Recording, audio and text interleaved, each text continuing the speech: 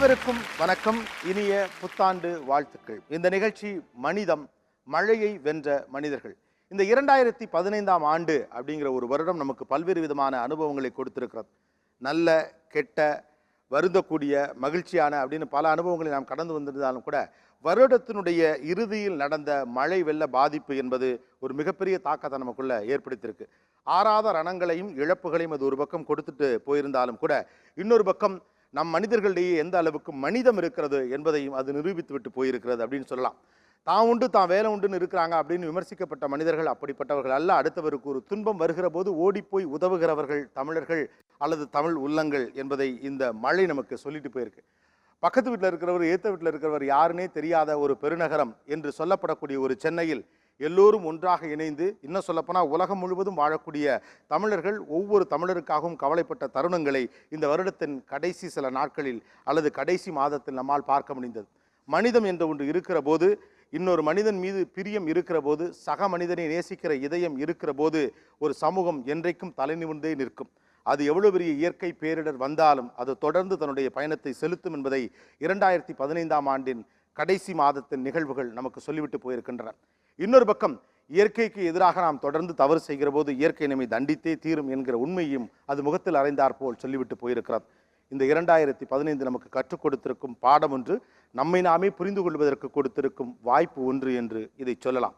2015இல் சென்னையையும் கடலூரையும் தமிழகத்தின் இன்னும் சில பகுதிகளையும் புரட்டி போட்ட பெருவெள்ளமும் மழையும் ஒரு பார்வை பார்க்கலாம். கடந்து போன மழை நாட்கள் சென்னை வாசிகளுக்கு கவிதையை அல்ல, கடும் துயரை தந்திருக்கிறது. முன் எப்போதும் இல்லாத அளவுக்கு தன் முகத்தை நீருக்குள் மறைத்துக் கொண்டது தமிழகத்தின் தலைநகரம். நவம்பர் 29ஆம் தேதி மழை பெய்ய தொடங்கும் போது பருவகால மழை என்றுதான் சென்னை மக்கள் நினைத்திருந்தனர். இந்த மழை சென்னையின் தாழ்வான பகுதிகளை முதலில் நிரப்பியது. அப்போதும் கூட அது மழைக்காலத்து செய்தியாகவே கருதப்பட்டது.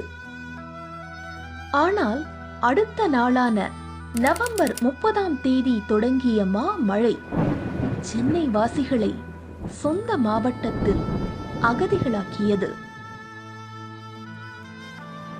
மின்சாரம் அணைந்து ஊரே கடும் இருளில் மூழ்கிய போது மழையின் ஓயாத பேர் இரைச்சலும் அக்கம்பக்கத்தினர்களின் குரல்களையும் மட்டுமே கேட்க முடிந்தது. உடுத்திய உடையோடு நீரில் மிதந்து மேட்டுப் பகுதிக்கு வெளியேறினார்கள் பெரும்பாலானவர்கள். அலைபேசியோடு தப்பித்தவர்களுக்கு அதன் சிக்னல் காணாமலேயே போயிருந்தது.